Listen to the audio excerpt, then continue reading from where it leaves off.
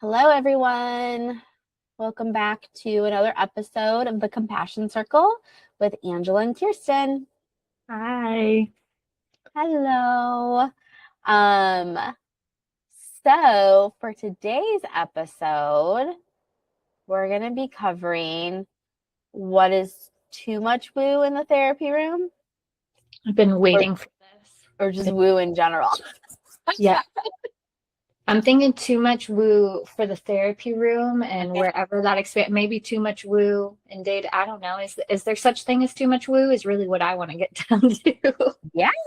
So I'm gonna kind of you lead because I know this is a topic that you have been wanting to chat about and dig into. Okay. So I thought it would be fun. I don't know how you feel about this. I kind of wanted to start with a game because you obviously spend a lot of time leading therapy rooms.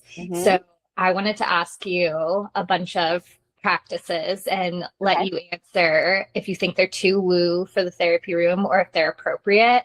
And then after that, we can kind of dive into more conversations. What really sparked this for me was watching reels on Instagram and watching some therapists talk about how they were coding things for insurance, which I know you're an expert in that. So we can talk more about that as well and what you think about that. Okay. But we'll start with too woo in the therapy room or not the game. And if you're listening and you have different thoughts around this, feel free to comment as we, Okay. Is this one of those with little to no explanation where I'm just yes, no? Yeah. Okay. I'm Let's thinking do it. All right. Meditation. Yes. I mean, yes as in there's never too much. Okay. Breath work. Yeah, I think, in the therapy room, yeah. Okay. Wait, sorry. I also forgot to add, I think specifically talking about therapists leading these practices is an important, because I know lots of people bring other practitioners into their practices and we can dive into that. Okay. Okay. So mindful movement.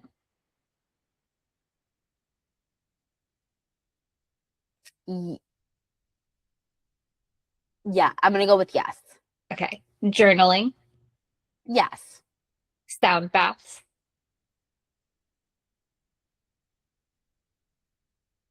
Depends. Manifestation practices.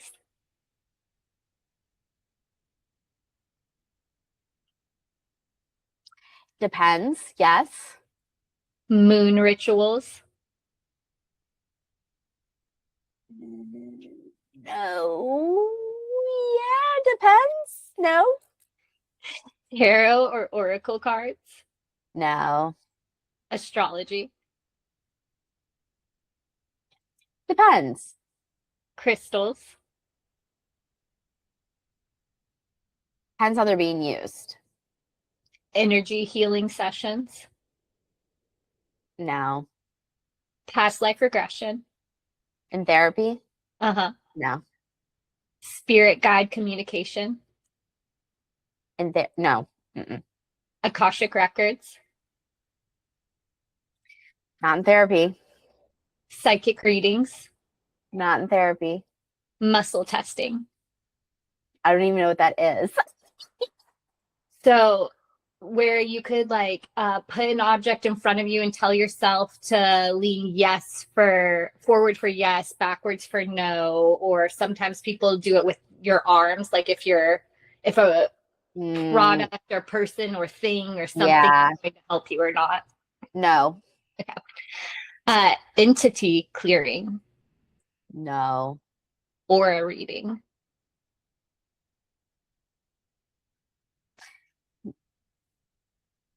No, not with the sole purpose of it being used in therapy. Okay. Light language. What is that? It's a way of speaking. No. EMDR. Yes. Brain spotting. Yes. Internal family systems. Yes. Intuition work. How do you define that? See, that's hard because I feel like I'm going to go very just like it's learning to trust yourself, which, like, obviously is something that Mm-hmm. therapists work with clients on. Mm-hmm. So, yeah, I don't know.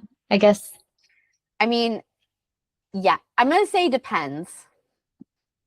I thought that was going to be the answer for a lot of these. That was the list of them, and I Mm-hmm. thought that Okay. was going to come up. And so I'm wondering what makes something too woo for the therapy room? Is it an insurance thing and how you can code it? Is it, uh, Sometimes. yeah, or like clients, if they're the ones bringing it, does it allow space for more woo? Like, can we dive into where you kind of start that work of figuring out what is too woo? Or like, is it how much research has been done on a subject? Because I feel like at one point EMDR or brain spotting Mm-hmm. or stuff like that was maybe not as widely accepted in therapy offices as it Mm-hmm. is now. So I think there's a couple of things. I think one, straight out, is going to be level of care. So in like the outpatient setting, like what I do with one-to-one, um, I'm I'm like one, like I'm like staring, looking at crystals on my, like, I have crystals on my desk right now. I have crystals around my room. Um, I don't think that's too woo at all. But I'm also not going to be like directing and leading the therapy session based on these crystals. Like, Mm-hmm. I just have them stationed around because they make me feel good. I do energy clearing between all of my sessions because that makes me feel good. Those are like my sustainable practices. Am I going to do energy clearing in the therapy room with a client? Probably not. Mm-hmm. Um, and I'm going to say probably not because I have a couple clients that are very like this is the world they live in. These are the type of practices that they appreciate, that they incorporate. And sometimes, after like a really like specific session, I'll be like, shall we, if it was like really hard and heavy, I'll be like, shall we sage? But like that's Yeah. also like I would only do that with the clients that are like that's like a part of their all, like they already do that as a practice. Right. Um so one, I think it is very like how many of these practices are for the clinician, because I think like if they're for the clinician, like for like our own self-care, our own like ability to like get grounded and be present and stay regulated, I think anything goes in between sessions Yeah. if that is what works for you. And then I am very much client centered. So I'm also going to not like, I'm going to follow the lead of my clients. It's about astrology. And I said depends. So this is why that depends. I'm never going to use astrology ever diagnostically. I'm never going to use astrology ever to like be like, well, that explains why you're like this or whatever, you know what I mean? Mm-hmm. But if I have a client that's into astrology and they bring it up first, I might like, be like, we might like kind of use it as a like some comedic relief or some diffusion technique, like that's very Taurus of you right now, or that feels very Scorpio, and Yeah. more from the sense of I am interested in astrology, so I can speak the language. I feel well versed enough that like if a client brings it up, I can be like, super Gemini, and it's almost more as a way to just sort of gently and kind of like lovingly be like, hey, let's look at that behavior. Yeah. Um, that's what I feel comfortable with because at the end of the day, like if you're practicing therapy in the Western world, like we're still bound to like very specific ethics. We're still bound to like insurance, like we can't be providing a service that insurance isn't going to cover, and they're not going to cover astrology. Um, and we're still scientific. Like we need to be using evidence-based practices. Now, if you got a degree in like psychology, but then decided to use it more in like a coaching or like and then you also do like Reiki or other energy healing, and like that's how you want to use your energy work. That's great. Go for it. I think that is so important, and can be so healing for so many people, but you can't call it therapy. Right. I love how you brought up Does that make sense? yeah, 100%. And it's bringing up so many. I'm trying to figure out where I want to go with this because I have a little maybe it's hurt feelings over this shift. And like I love that.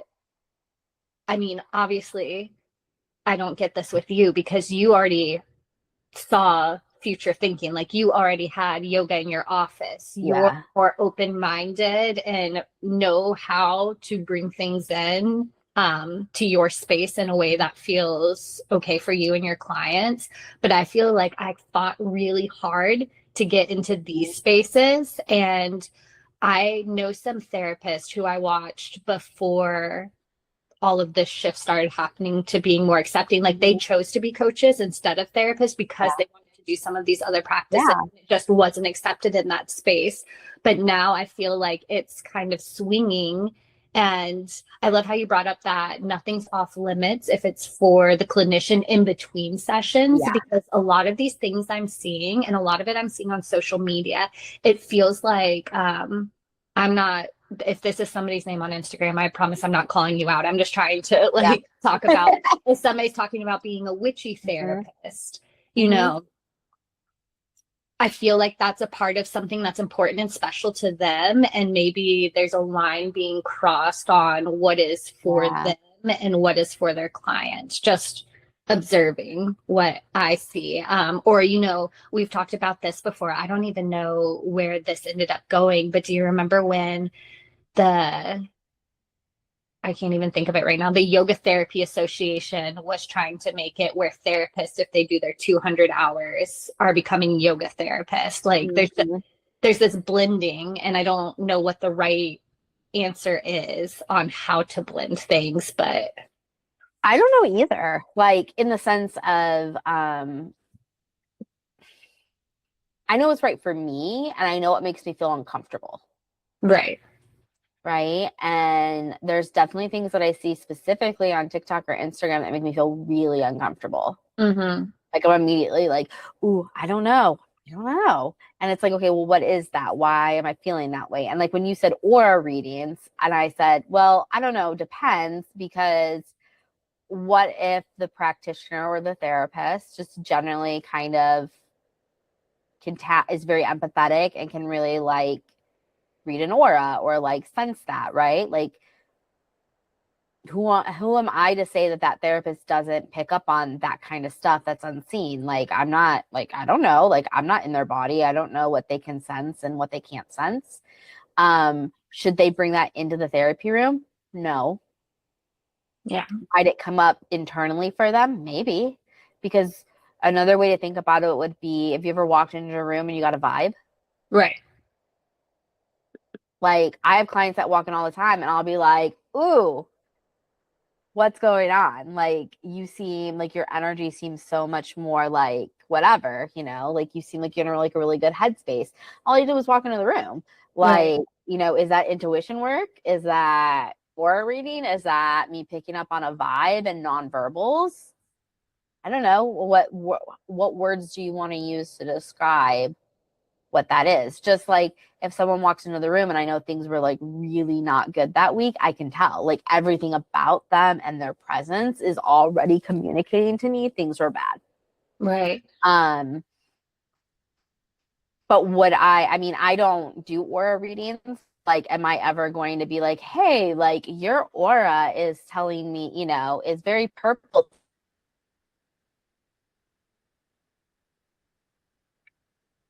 today? Like, you know, no. Or like is in our scope of practice as a therapist. Right.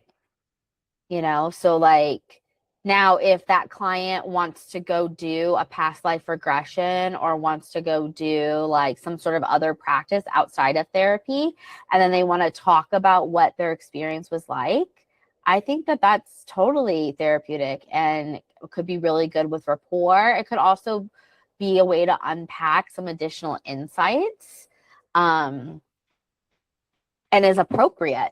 Now, would I ever say like you need to go do like whatever? Right. No. Right. Um, I usually will say like what kind of like healing practices are you doing, or what kind of spiritual practices? Just like someone might say like uh,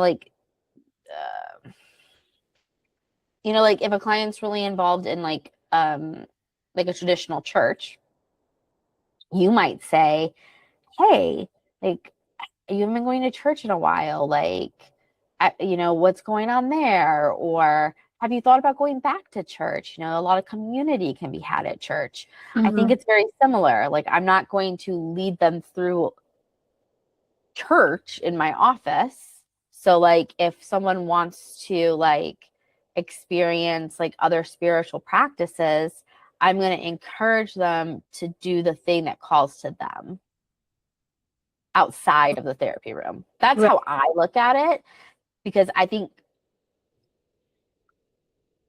like I've definitely it's okay. My mind's like going so fast. ADHD much, Angela. Because like I know, first off, I know that there are gonna be people listening to this that are gonna disagree on both sides, that are gonna say that I'm being too conservative, and then there's gonna be people that are gonna say I'm being way too woo. There are still whole camps in the therapy community that look at IFS, brain spotting, maybe not quite so much EMDR at this point, but maybe still EMDR and I mean, polyvagals recently come under like a lot of scrutiny. Um,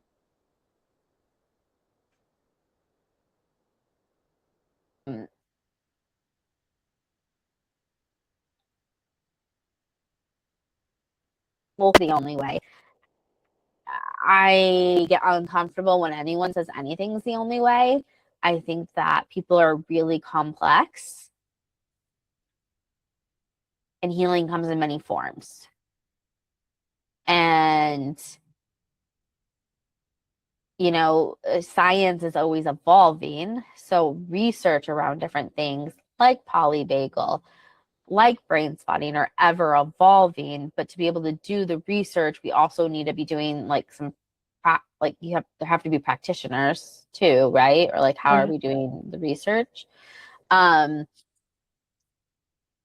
but I do think that a lot of the things that were on your list, I would never bring into the therapy room. Yeah. Like, can you go over the ones that I think I said definitely no to, that were like more like Yeah. We had, oh, wait, I don't know. You said, I think, no. You which said, one? I know you said definitely no on tarot and oracle. And then Yeah. moon rituals, I feel like you start and then you said no at the end.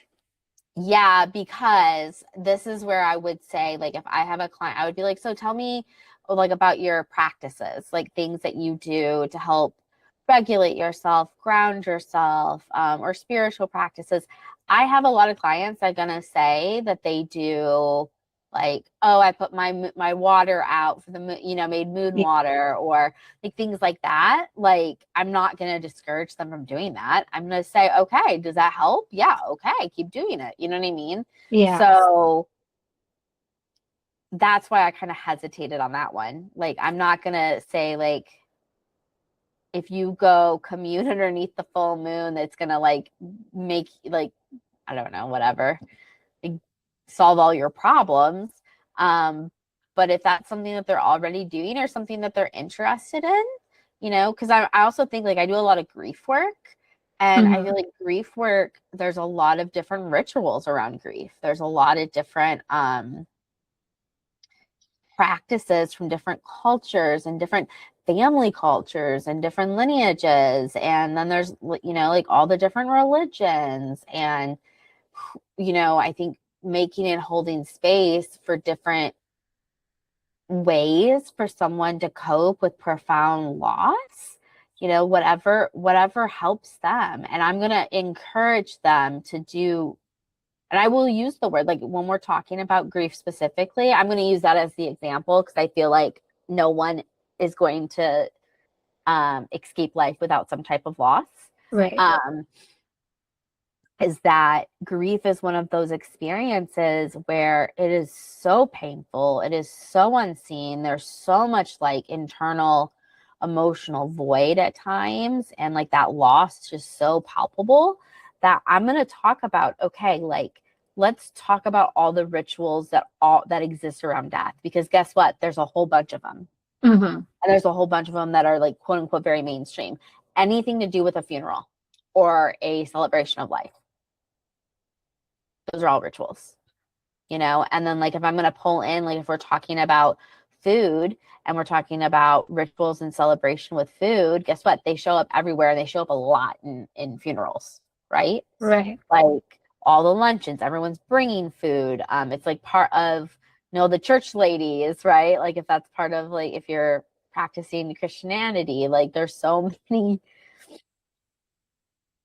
rituals and practices around grief that exist for the living to cope with the loss. So, and I'll even talk about like, especially like when we're approaching like holidays or anniversaries, like different, like, okay, like what, you know, when you think about, you know, your grandmother, like what was their favorite food? What were things that they loved to do? Or like symbolism, like what about plant, like what, you know, maybe we'll look up flowers and like what they represent and are symbolic of. And maybe then they'll be like, okay, yeah, I'm going to go get some of those roses and I'm going to plant them, or I'm going to, you know, whatever, or I'm going to do some type of other practice. And I'll encourage, like if they're someone who likes to lean a little bit more woo, usually my clients that don't have a really strong sense of like a specific religious faith, they still need practices. So they're going to lean more into the woo, Right. and that what we call woo,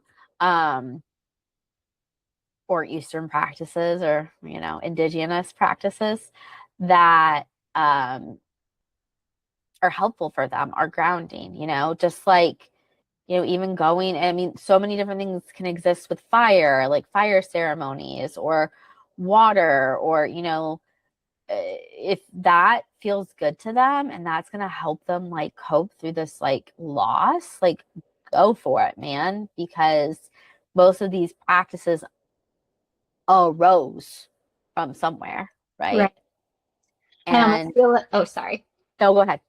I almost feel like the word rituals is sometimes what can make people feel more like something is woo, because if, you know, we're talking about moon routines or practices or workshops, I guarantee most individuals have walked outside and been like, oh, the moon looks beautiful, and took a moment of mindfulness. Now, Yeah. however they incorporate that, or that makes them feel, or they decide to practice it at a scheduled time or not, you know, Mhm. I think sometimes the languaging around some of these quote unquote woo practices is a big part of it.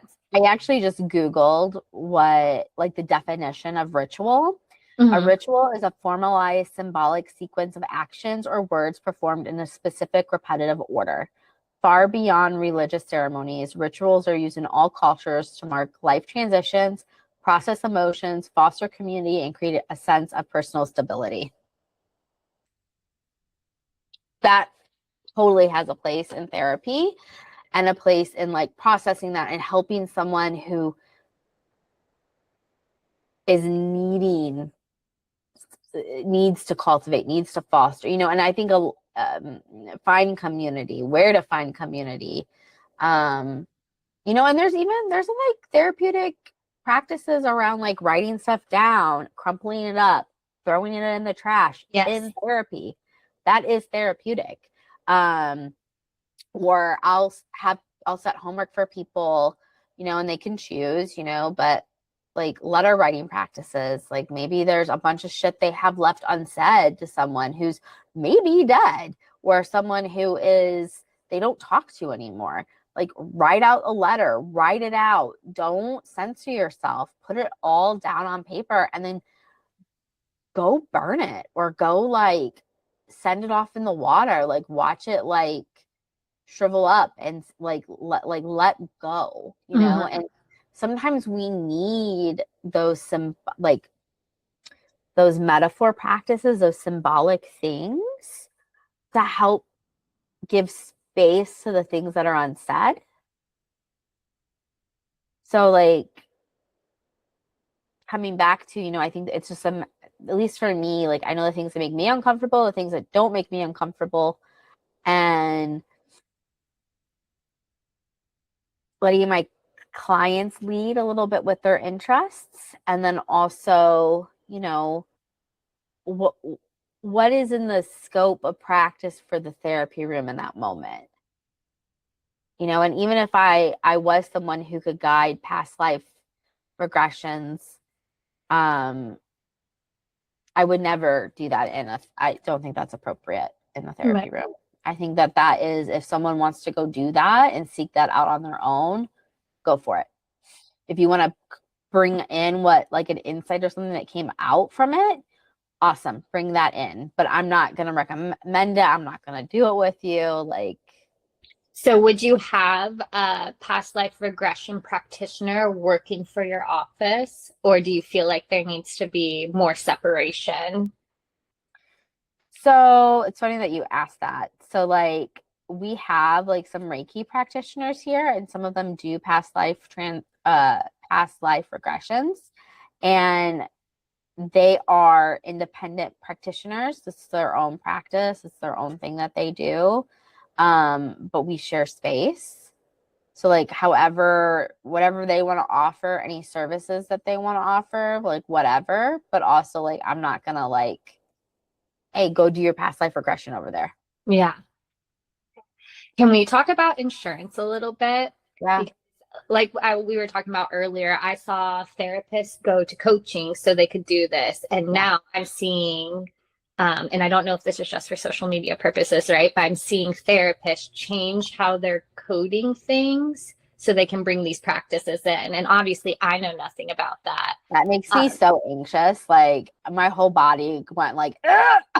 I'm quoting it exactly because again, this is not my field. So I don't know what is okay or not okay in this, but I watched a video and of course I couldn't find the reels that first sparked this interest in me being like, "Oh, wait, this is like a thing now." But I found one and the video says using tarot cards for self-reflection. Sorry, my screen is documentation. Therapists utilize client selected symbolic prompts to facilitate self reflection regarding current stressors, decision making, and personal values. Client identified insight related to emotional experiences and coping strategies. So the session was with tarot cards, and that's what was documented. I just don't think I would use tarot cards in session. I get what they were trying to do with that documentation. They're trying to make it sound like it was like like it was like a journal prompt, Mm-hmm. basically. Um,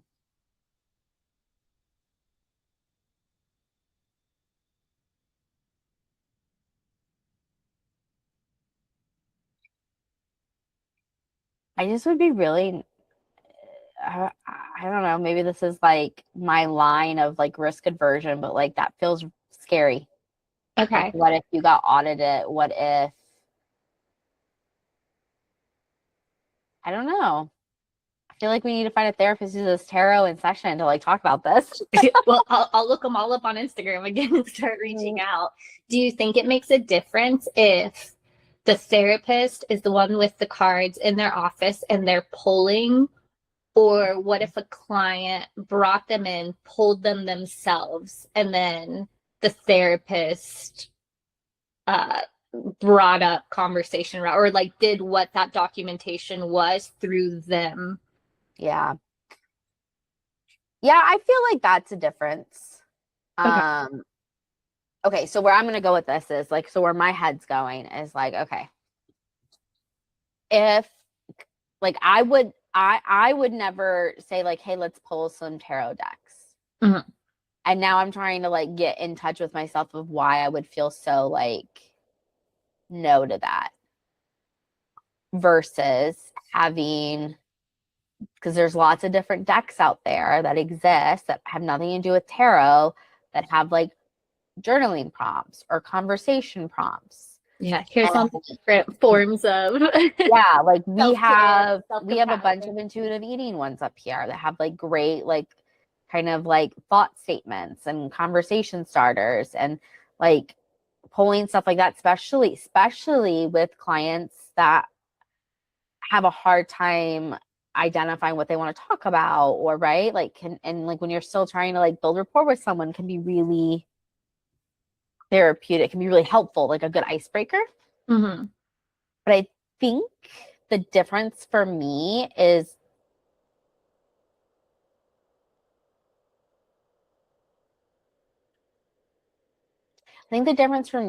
that tarot feels like it's usually used more as like, and maybe it's like how I'm understanding tarot, but I think that there's like a general like assumption that tarot cards aren't just like conversation starters,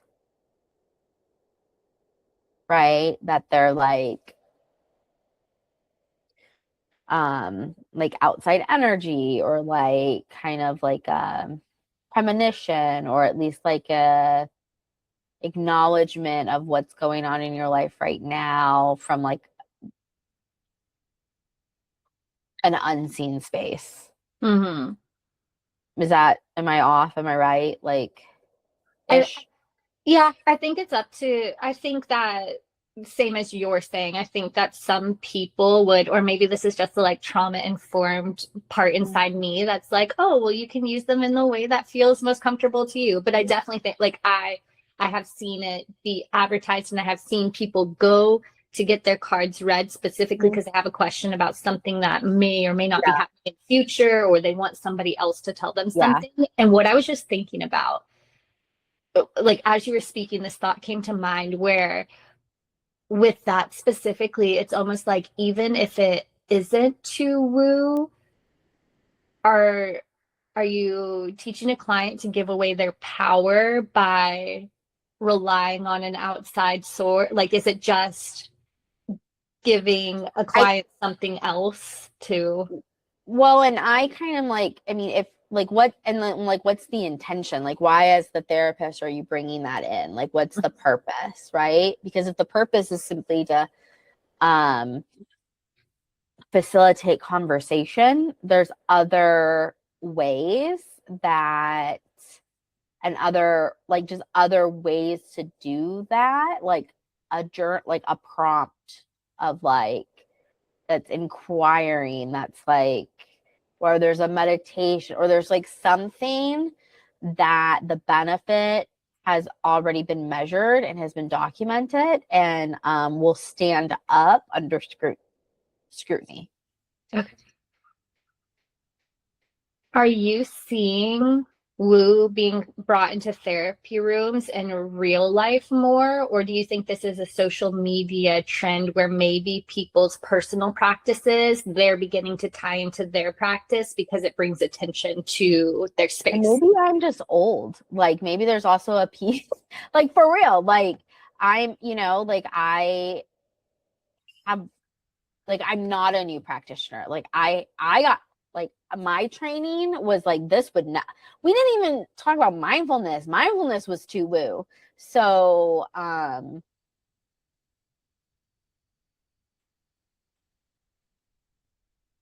think that there are probably some people that do. I don't think that it's like a regular, I don't know. The therapists that I regularly like talk with and stuff, like we're gonna pull in grounding. We're gonna pull it, and like I, like for brain spotting, like I have like crystals that go on the end of my pointer. Like and the whole purpose of, where is my pointer? I'll show you. Hold on.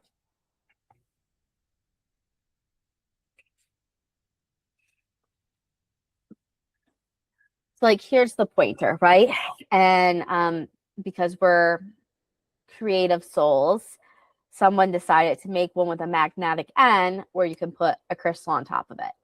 And it helps the pointer, like the end, stand out more than anything.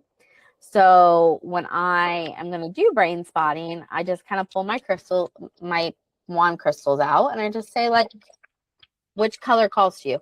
Which one do you want? Which one looks like, which one do you like?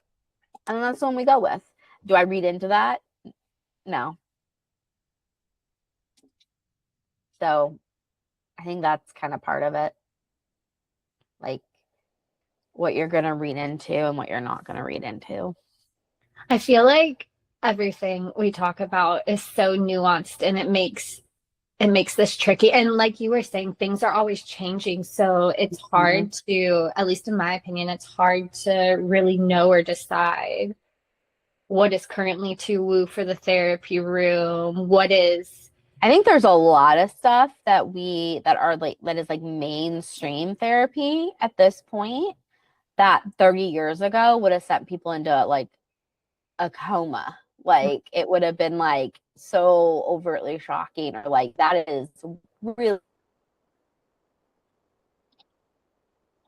DR, like, IFS, Hertz work, like shadow work, like, but then again, as I'm saying that, I'm thinking about Carl Jung and archetypes, and so, but I also don't pull in that much archetype work. Like, and I think there's also a piece of that of like, as a clinician, I have to practice from my own level of comfortability, but also balancing what my clients would be comfortable with, and also balancing what is therapeutic. Like, we do have ethics and guidelines and scientific standards that we have to meet, because in the Western world, as therapists, we are, a regulated body. So we can't just be out here doing like off the wall stuff. Not even off the wall, but like doing things that aren't like within that world. Like, and I know that there's a whole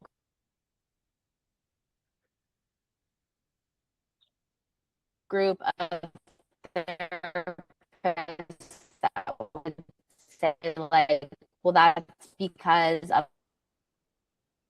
of innate to us. And it's like, maybe I don't necessarily like theoretically disagree with you, but also in my mind and the way I practice, that doesn't feel like we have like, if you chose to become a licensed therapist, that means that you agreed to follow rules and guidelines and regulations.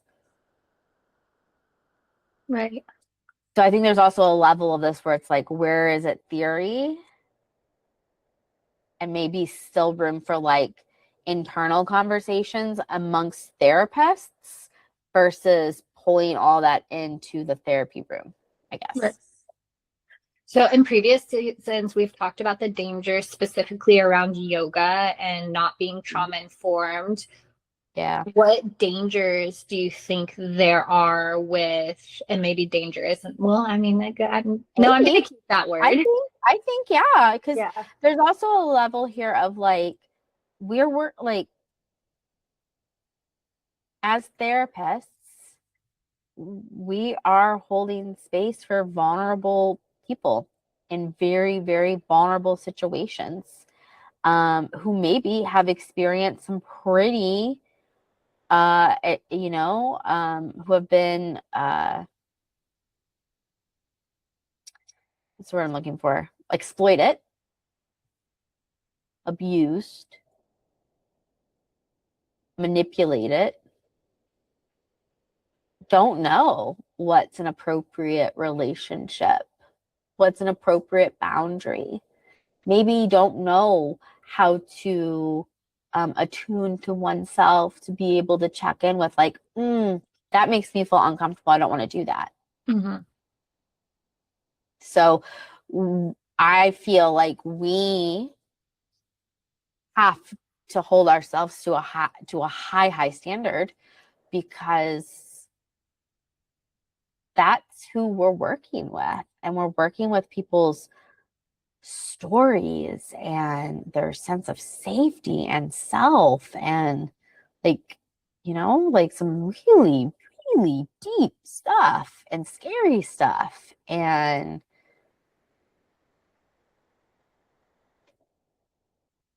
like we want to, I don't know, like I feel like that, like, right, like we have to hold ourselves to like a really high standard,